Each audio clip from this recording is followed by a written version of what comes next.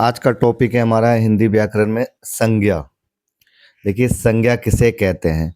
किसी व्यक्ति, वस्तु, स्थान आदि, जाति, गुण और भाव के नाम को संज्ञा कहते हैं। किसे कहते हैं? किसी व्यक्ति, वस्तु, स्थान, जाति, गुण और भाव के नाम को संज्ञा कहते हैं। और सिंपल सा डेफिनेशन क्या है? इस संसार में आप जो भी कुछ अपने आंखों से देखते हो वो सब क्या है? संज्ञा है। कोई ना कोई वो संज्ञा है। आगे देखते हैं। संज्ञा के काइंड्स भी है, प्रकार भी हैं। जैसे मान लीजिए मोहन, तो मोहन एक व्यक्ति का नाम हो गया। दिल्ली स्थान का नाम हो गया। कलम वस्तु का नाम हो गया। सुंदरता गुण का नाम हो गया। पशु जाति का नाम हो गया। व्यथा भाव का नाम हो गया। संज्ञा के 5 भेद होते हैं। संज्ञा के कितने भेद होते हैं? संज्ञा के 5 भेद होते हैं। ऑप्शन में पूछा जाएगा कि संज्ञा के कितने भेद होते हैं, तो संज्ञा के 5 भेद होते हैं। पहला है व्यक्तिवाचक संज्ञा, जातिवाचक संज्ञा, समूहवाचक संज्ञा, द्रव्यवाचक संज्ञा और भाववाचक संज्ञा। व्यक्तिवाचक संज्ञा। व्यक्तिवाचक संज्ञा क्या होता है? जिस शब्द से किसी विशेष व्यक्ति, वस्तु या स्थान के नाम का बोध हो उसे व्यक्तिवाचक संज्ञा कहते हैं। कहने का मतलब यह है, संसार में जो भी कुछ है अगर उसका कोई खास नाम है, स्पेशल नाम है, तो वह व्यक्तिवाचक संज्ञा होगा। जिस शब्द से किसी विशेष व्यक्ति, वस्तु या स्थान के नाम का बोध हो उसे व्यक्तिवाचक संज्ञा कहते हैं। किसी खास नाम हो, कोई खास नाम हो, उसे व्यक्तिवाचक संज्ञा कहते हैं। स्पेशल नाम होना चाहिए। जैसे मान लीजिए पेन है। अब ये पेन, तो पेन हो गया आपका जातिवाचक संज्ञा, बट इस पेन का कोई कोई नाम होगा। जैसे अब इस पेन का नाम है आपका पेंटागन है, तो अब ये पेन क्या हो जाएगा? व्यक्तिवाचक संज्ञा, क्योंकि नाम हो गया इस पेन का। अब जैसे जैसे देखिए, व्यक्ति का नाम जैसे रवीना, सोनिया, मोहन आदि। अब सोनिया कोई किसी व्यक्ति का नाम होगा, मोहन है, तो वो क्या बन जाएगा आपका? ये बन गया आपका व्यक्तिवाचक संज्ञा। बट ये जिसका नाम है, मान लो सोनिया महिला का नाम है, औरत का नाम है, तो औरत हो जाएगी जातिवाचक संज्ञा। वस्तु का नाम जैसे गीता, कुरान, ठीक है, कलम आदि। वस्तु का नाम, तो यहाँ पे कलम नहीं होगा, इट मीन्स उसका नाम होना चाहिए कलम का, रॉन्ग है। स्थान का नाम जैसे दिल्ली, ताजमहल, जयपुर आदि। दिशाओं का नाम जैसे पूर्व, पश्चिम, उत्तर, दक्षिण। देशों के नाम भारत, जापान, अमेरिका। राष्ट्रीय जातियों के नाम जैसे भारतीय और रूसी।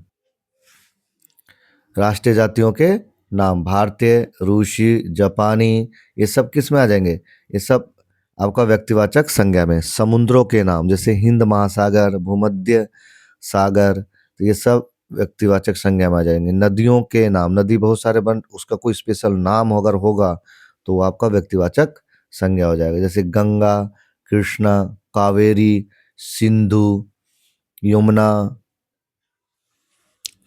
पर्वतों के नाम जैसे हिमालय, विंध्याचल, अलकनंदा, काराकोरम इत्यादि। दिनों, महीनों के नाम, ये सब आपका व्यक्तिवाचक संज्ञा में आता है। जैसे मई, मंगलवार, सोमवार, जून, जुलाई, अगस्त, ये सब व्यक्तिवाचक संज्ञा में आते हैं। त्योहारों, उत्सवों के नाम जैसे होली, दिवाली, रक्षाबंधन, विजयदशमी, ये सब व्यक्तिवाचक संज्ञा में आते हैं। जातिवाचक संज्ञा। अब जातिवाचक संज्ञा देखिए, जिस शब्द से किसी प्राणी या वस्तु की समस्त जाति का बोध होता है उन शब्दों को जातिवाचक संज्ञा कहते हैं। मान लीजिए कुत्ता ले लीजिए। अब कुत्ता अपनी पूरी समस्त कुत्ते जाति का बोध करवा रहा है। इट मीन्स ट्रिक क्या होता है? सभी। जैसे लड़का, तो लड़का सभी लड़के जाति का बोध करवा रहा है।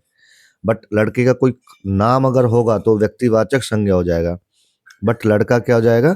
जातिवाचक संज्ञा। क्योंकि देखिए डेफिनेशन कितना बड़े, जिस शब्द से किसी प्राणी या वस्तु की समस्त जाति का बोध होता है उन शब्दों को जातिवाचक संज्ञा कहते हैं। जैसे ट्रिक है, सभी को बोध होता है। उदाहरण जैसे घोड़ा, तो घोड़ा अपने सभी जाति का वो, अब घोड़े का कोई नाम होगा जैसे चेतक, तो वो व्यक्तिवाचक संज्ञा हो जाएगा।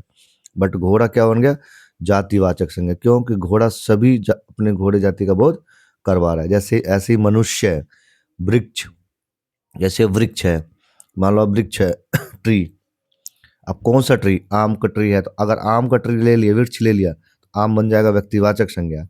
ऐसे ही बच्चा, जानवर, नदी, बाजार, स्कूटर, लड़का, लड़की, आदमी, औरत, युवक, शिक्षक, हाथी, कुत्ता, कार आदि। अब व्यक्ति में जैसे आ जाएगा लड़का, लड़की, आदमी, औरत, बूढ़ा, जवान आदि।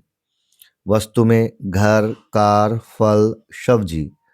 स्थान में आपका आ जाएगा शहर, देश, नदी, पहाड़, सड़क आदि। अब इन सब के अगर नाम होगा, जैसे शहर है तो शहर मान लीजिए आपका है, जैसे फरीदाबाद हो गया, अलीनगर हो गया, दरभंगा हो गया, तो ये सब शहर है। अगर इन सब का अगर कोई नाम अगर होगा तो व्यक्तिवाचक संज्ञा हो जाएगा, अदरवाइज ये सब क्या है, जातिवाचक संज्ञा है। भाववाचक संज्ञा, जिन शब्दों से किसी प्राणी या पदार्थ के गुण, भाव, स्वभाव या अवस्था का बोध होता है, उन्हें भाववाचक संज्ञा कहते हैं। भाववाचक संज्ञा में क्या होता है कि हम किसी को देख नहीं सकते, छू नहीं सकते, बट महसूस कर सकते हैं। ऐसी चीजें को जो देख नहीं सकते, छू नहीं सकते, बट महसूस किया जा सकता है, उससे भी हम भाववाचक संज्ञा लेते हैं। जैसे मान लीजिए उदाहरण के तौर पर, जैसे थकान, अब थकान को आप देखते हैं नहीं, महसूस किया जाता है, इसलिए थकान क्या बन गया, भाववाचक संज्ञा। ऐसे ही मिठास, मिठास को आप देख नहीं सकते, फील करते हैं।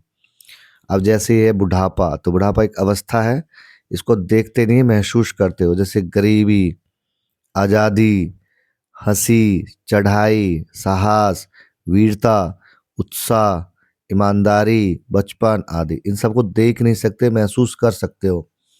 तो ये सभी शब्द क्या है, भाववाचक संज्ञा है। क्योंकि जिन शब्दों से किसी प्राणी या पदार्थ के गुण, भाव, स्वभाव या अवस्था का बोध हो, उन्हें भाववाचक संज्ञा कहते हैं। बट जिसको आप देख नहीं सकते हो, छू नहीं सकते, बट महसूस कर सकते हो, उसको भाववाचक संज्ञा कहते हैं। कुछ ट्रिक है भाववाचक संज्ञा को पहचानने के लिए। जैसे जिन शब्दों के अंत में ता, पन, त्वा, आपा, आहट, आवट, आस, ई, आवा हो, तो वह भाववाचक संज्ञा होते हैं। जैसे मान लीजिए मिठास, साहस, वीरता, तो ता आ गया, ईमानदारी, ई आ गया, बचपन, पन आ गया। तो ये सब ये पहचानने के रूल्स होते हैं भाववाचक संज्ञा को, कि जिन शब्दों के अंत में ता, पन, त्वा, आपा, आहट, आवट, आस, ई, आवा हो, तो वह भाववाचक संज्ञा होते हैं। समूहवाचक संज्ञा, जिस संज्ञा शब्द से वस्तुओं के समूह या समुदाय का बोध हो, उसे समूहवाचक संज्ञा कहते हैं। इट मीन्स ग्रुप का बोध हो।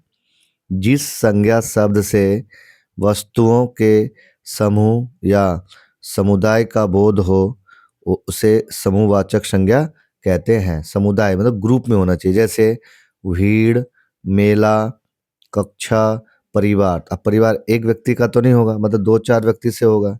ऐसे भीड़, को एक व्यक्ति कहीं खड़ा हो जाएगा तब तो भीड़ नहीं होगी, दो चार होंगे।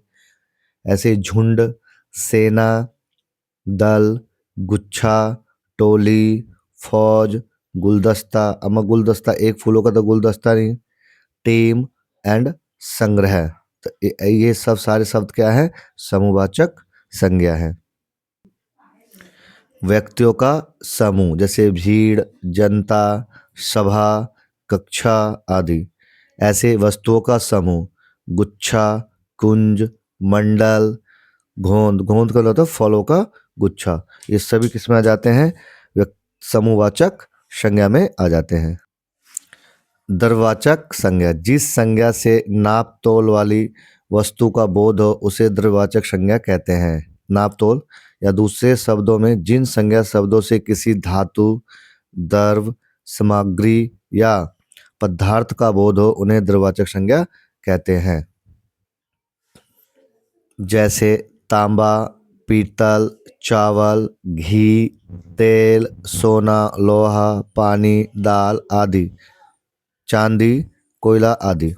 अब ट्रिक है जहाँ पर धातुओं, लिक्विड, लिक्विड जैसे तेल है आपका, गैस, नाइट्रोजन, हाइड्रोजन, इन सब का ट्रिक मेथड है। ये सब क्या है, द्रवाचक संज्ञा होते हैं।